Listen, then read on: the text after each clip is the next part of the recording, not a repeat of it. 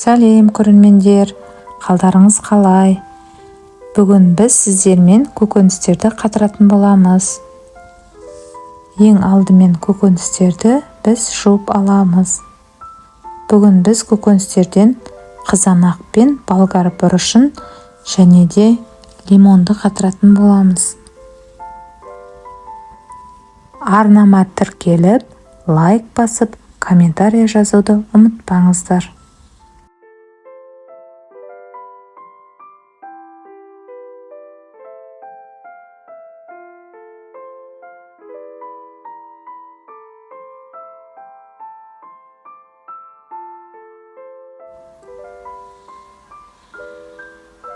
Жуып алған көкөністерімізді міндетті түрде құрғатып алатын боламыз. Себебі құрғатпасаңыз, су күйінде сақтасаңыз, ол үсіп кетуі мүмкін. Сол үшін осылай сүртіп құрғатып алыңыздар.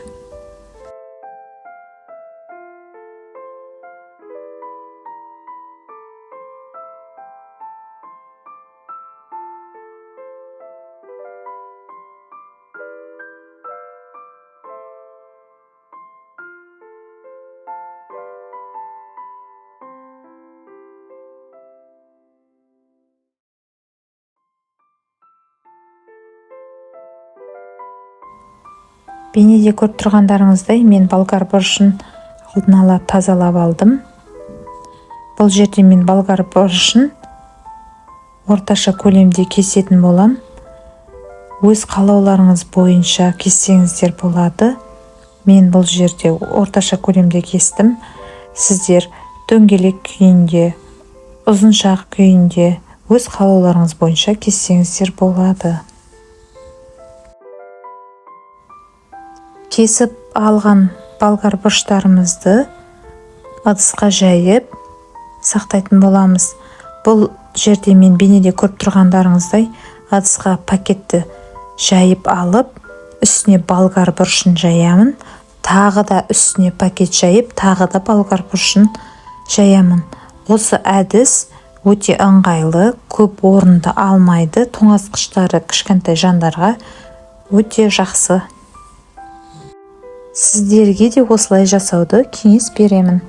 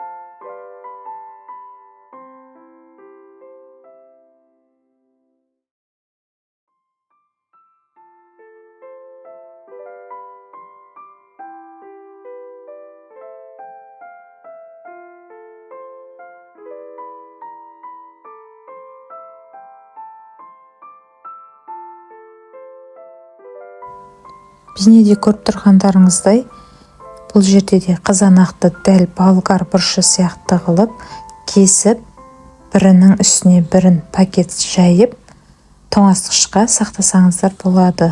Өте ыңғайлы әдіс. Және де осылай дайындап қатырып алған болгар бұрышымыз бен қызанақтарымызды пакетте сақтайтын боламыз.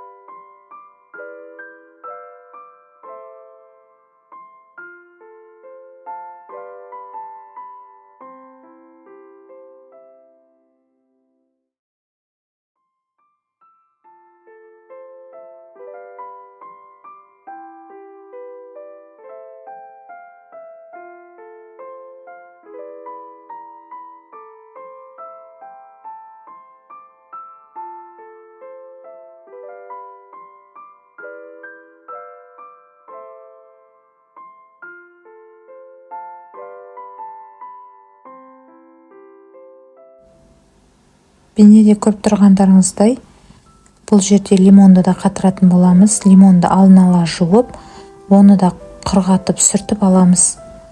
Және де оны дөңгелек қылып кесіп аламыз. Сол дөңгелек қылып кесіп алған лимондарымызды ыдысымызға жайып шығамыз. Жайып шыққан лимондарымызды тоңазытқышқа салып қатырып аламыз. Және де бұны пакеттерге салып, немесе арнайы ыдыстарға салып сақтасаңыздар болады.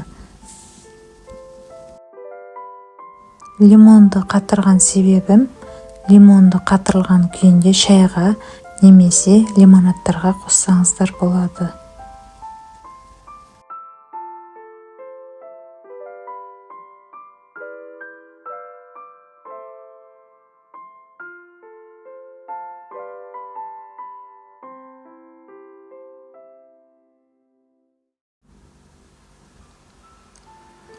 Қатырылып дайын болған көкөністерімізді арнайы пакеттерге немесе ыдыстарға салып сақтасаңыздар болады. Сіздерге де осылай қатыруға кеңес беремін.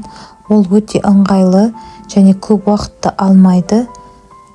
Тамақтарға дайын сала салуға өте ыңғайлы. Жуып, тазалап жүрмейсіздер. Дайын қатырылған көкөністерді соустарға, тамақтарға қосып салсаңыздар болады. Және де мен бұл әдісті бірнеше жылдан бері қолданамын.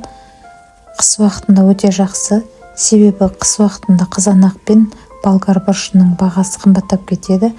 Жаз уақытында, арзан уақытында алып, осылай тоңазытқышқа қатырып салып қоямын. Сіздерге де осылай жасауға кеңес беремін.